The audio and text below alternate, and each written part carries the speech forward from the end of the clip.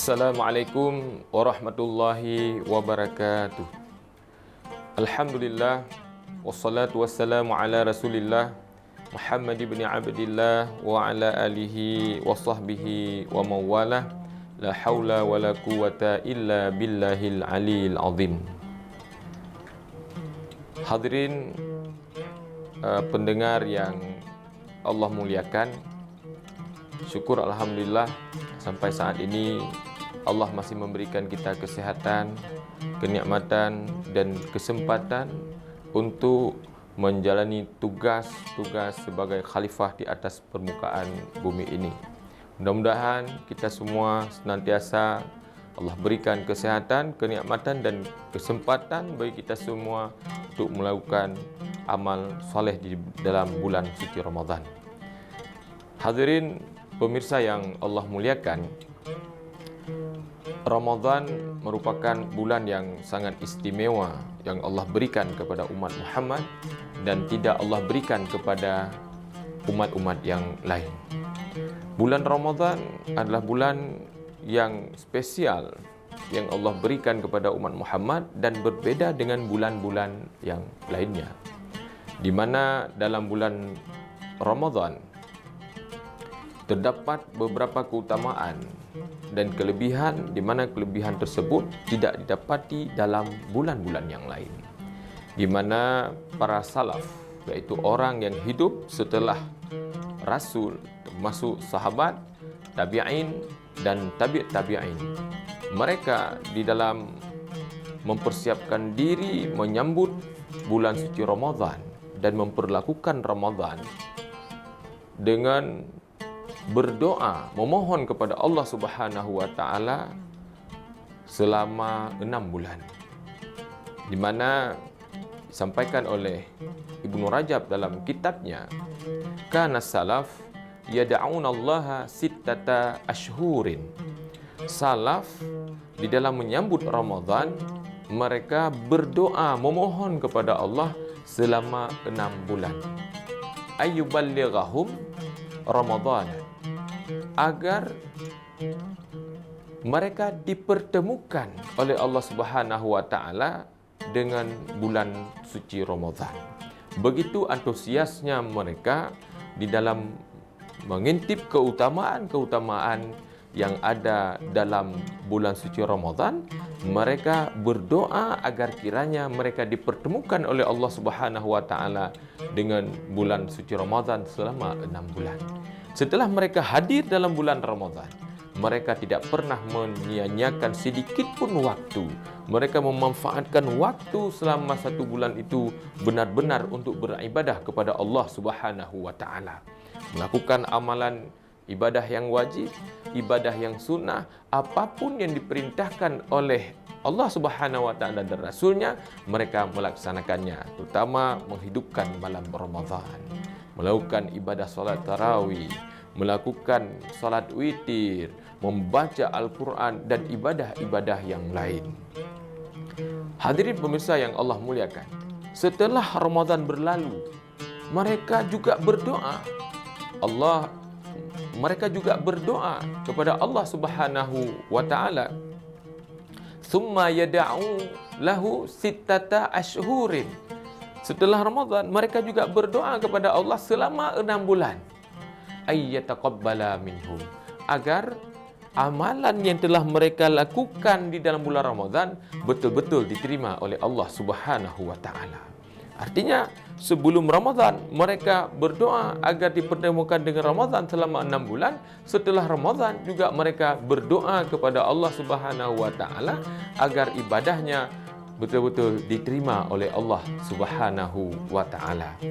Hadirin pemirsa yang Allah muliakan, para ulama mengumpulkan berbagai dalil-dalil, baik Al-Quran maupun hadis, melihat sisi perbedaan-perbedaan, keutamaan ataupun perkara-perkara di mana perkara tersebut terkhusus ada dalam bulan Ramadan dan tidak didapatkan dalam bulan-bulan yang lain. Di antaranya, bulan Ramadan disebut dengan Syahrul Mubarak, Bulan Ramadan adalah bulan yang penuh berkah. Maknanya dalam bulan Ramadan seseorang melakukan amal ibadah sunnah, Allah akan membalas pahalanya bagaikan pahala amalan ibadah yang wajib. Seseorang melakukan satu amalan dalam bulan Ramadan, Allah balas berkali-kali lipat dibandingkan dengan melakukan amalan tersebut dalam bulan-bulan yang lain. Kemudian dalam bulan suci Ramadan, Allah bukakan pintu surga dan Allah menutupnya pintu neraka. Dan ini tidak didapatkan dalam bulan-bulan yang lain. Dalam bulan Ramadan khusus Allah membuka pintu surga. Para ulama menafsirkan makna Allah membuka pintu surga, di antara maknanya adalah Allah menerima doa-doa hambanya dalam bulan Ramadan. Allah akan mengabulkan doa-doa para hamba dalam bulan Ramadan. Maka bulan Ramadan ini adalah bulan dibukanya pintu surga dan diterimanya doa. Maka kita hari ini, doa apa yang spesial yang kita persembahkan kepada Allah Subhanahu wa taala? Mudah-mudahan doa kita ini benar-benar diterima oleh Allah Subhanahu wa taala.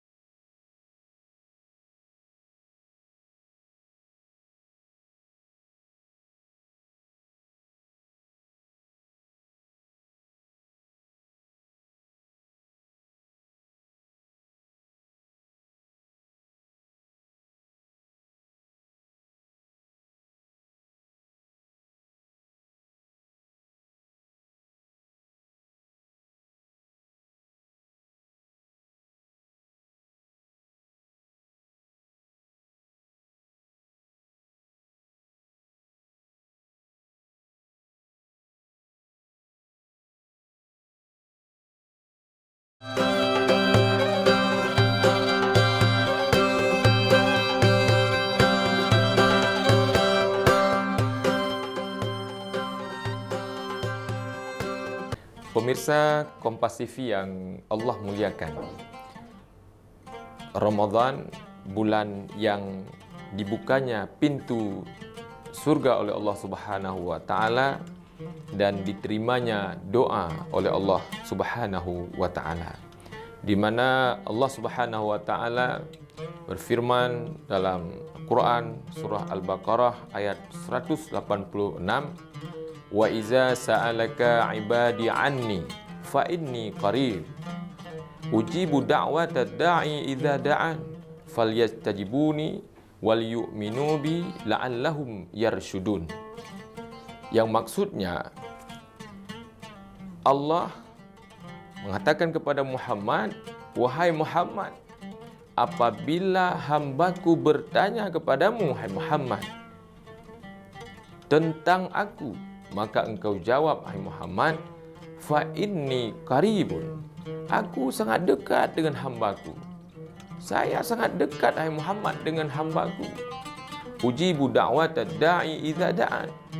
Aku akan mengabulkan permintaan, permohonan, doa-doa hambaku apabila mereka berdoa, apabila mereka meminta kepadaku. Falyastadibuni wal yu'minu bi la'allahum yarshudun. Maka hendaklah mereka mematuhi perintahku dan beriman kepadaku, dan mudah-mudahan mereka berada dalam keadaan kebenaran. Pemirsa Kompas TV yang Allah muliakan, dalam Al-Baqarah ayat 186 ini Allah sangat jelas dan sangat tegas memberikan nasihat kepada kita semua.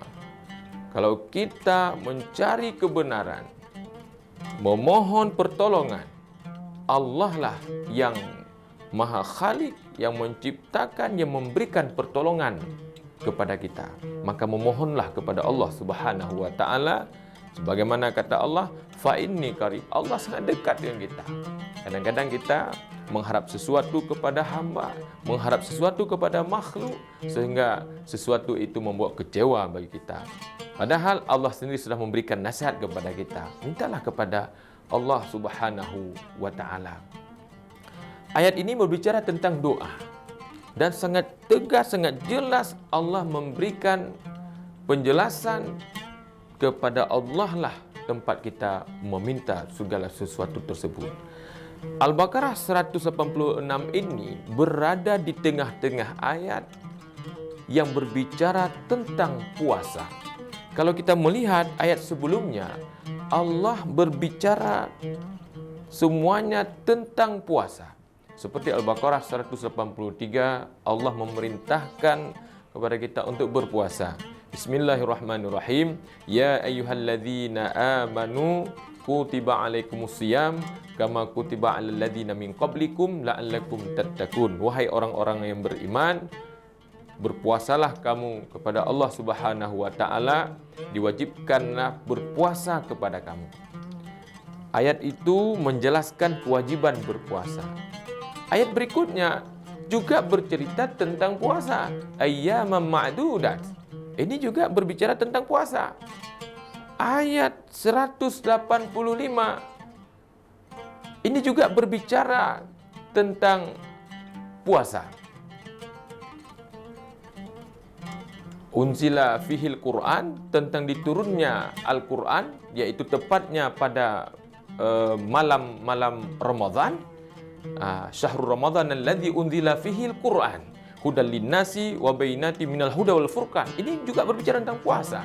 Terus pada ayat 186 khusus Allah bercerita tentang doa. Dan kalau kita lihat ayat setelahnya, juga Allah berbicara tentang puasa. Ini ada apa? Menjadi perhatian bagi kita. Di tengah-tengah berbicara tentang puasa, ada satu ayat yang Allah tegaskan tentang doa. Artinya begitu erat hubungannya antara puasa dengan doa. Maka hadirin pemirsa Kompas TV yang Allah muliakan, marilah kita memperbanyak doa, karena Ramadan ini adalah doa. Ramadan ini adalah bulan yang diterimanya doa. Mari kita siapkan doa-doa yang spesial kita untuk kita persembahkan kepada Allah Subhanahu wa taala. Doa apa saja? Yang belum ada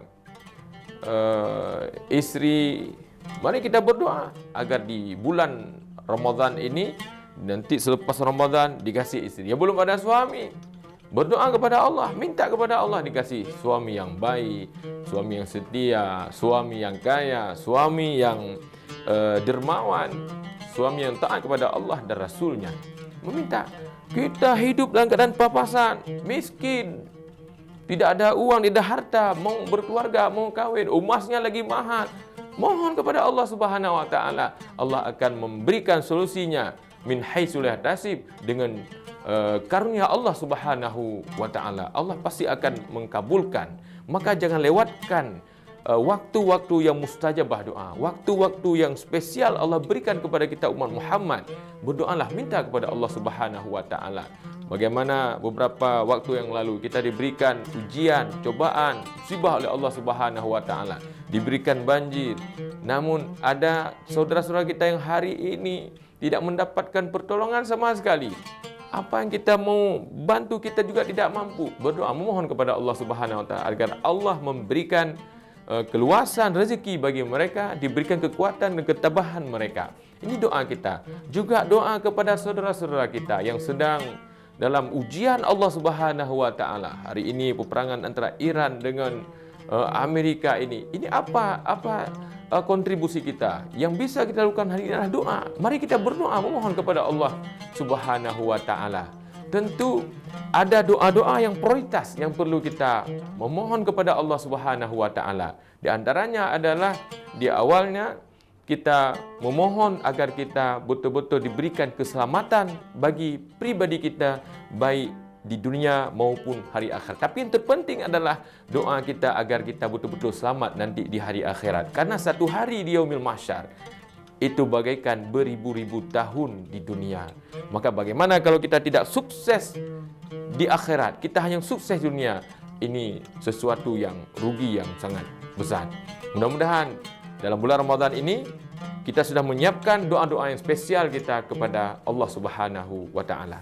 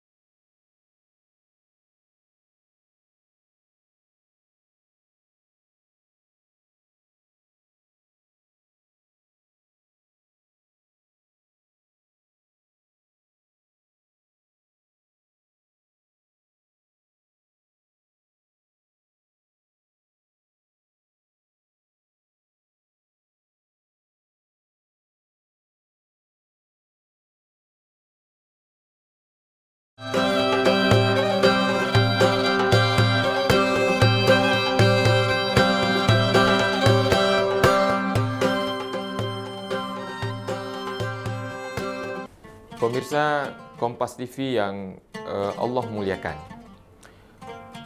setelah kita berdoa untuk keselamatan kita di hari akhirat dan keselamatan kita juga di dunia, kemudian ada doa di mana doa ini yang diajarkan oleh Rasulullah sallallahu alaihi wasallam kepada sahabat yang paling disayangi oleh Rasulullah sallallahu alaihi wasallam, yaitu Mu'adz bin Jabal, di mana Rasulullah memanggil Mu'adz sebagai sahabat yang paling beliau cinta. Uhibbu, Rasul memanggil dengan kecintaanku, wahai kecintaanku, jangan pernah engkau meninggalkan doa ini. Engkau bawa doa ini di setiap selesai salat. Jangan pernah sekali-kali engkau tinggalkan. Apa doa yang dipesankan oleh Rasulullah SAW kepada sahabat yang paling dia cintai, yaitu Mu'adz bin Jabal. Dan ini juga menjadi nasihat bagi kita, menjadi doa yang perlu kita amalkan di setiap habis salat, di setiap hari bagi kita. Allahumma a'inni ala zikrika wa syukrika wa husni ibadati. Allahumma a'inni ala zikrika. Ya Allah, tolonglah aku, ingatkanlah aku untuk selalu mengingatkanmu, wahai Allah. Dan ini kalau kita lihat fenomena hari ini, di akhir zaman ini, banyak sekali sisi-sisi yang berbeda dengan masyarakat atau umat Islam sebelumnya.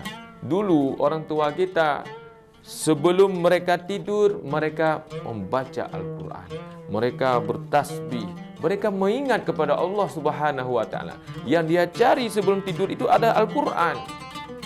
Kemudian selepas dia tidur, mereka yang pertama dia cari adalah Al-Quran. Itu memaknai apa? Mereka betul-betul mengingat kepada Allah Subhanahu wa Ta'ala. Kita pernah melihat dalam sebuah video tayangan ketika saat banjir di beberapa daerah, terutama di Pidijaya dan juga di Biren. Kita melihat seorang nenek-nenek ketika datang pemerintah membawa bantuan, apa yang dia minta? Dia tidak minta minum, dia tidak minta beras, dia tidak minta uang, dia hanya meminta Al-Quran. Karena Al-Qurannya itu sudah bisa dibaca lagi. Dia hanya meminta Al-Quran. Itu maknanya apa? Beliau betul-betul yang dia ingatlah Allah. Maka doa dan pesan Rasulullah SAW kepada Mu'adz bin Jabal adalah untuk selalu mengingat kepada Allah Subhanahu wa Ta'ala. Yang kedua, doa Allahumma a'inni ala zikrika wa syukrika. Ya Allah, ingatkanlah aku agar aku selalu bersyukur kepadamu, ya Allah. Kita kadang-kadang terbawa arus, terbawa budaya pergaulan-pergaulan kita. Apalagi anak-anak muda hari ini. Dulunya dia taat karena pengaruh budaya, pengaruh pergaulannya, sehingga dia tidak bersyukur kepada Allah Subhanahu wa Ta'ala. Bukti syukur apa saja yang telah diberikan oleh Allah Subhanahu wa Ta'ala sebagai nikmat, sebagai rahmat, ini bisa kita pergunakan untuk kemanfaatan hari akhirat, untuk kemanfaatan nanti di yaumil mahsyar. Ini sebagai bukti kita syukur kepada Allah Subhanahu wa Ta'ala. Diberikan handphone. Dalam handphone itu ada media sosial, ada Facebook, ada Instagram, ada YouTube. Ketika kita melihat YouTube, terlihat ada ceramah Abuya ataupun Abia, maka kita share ceramah tersebut. Ada video-video yang kita tonton tentang caci maki orang, kita tidak merespon karena itu negatif.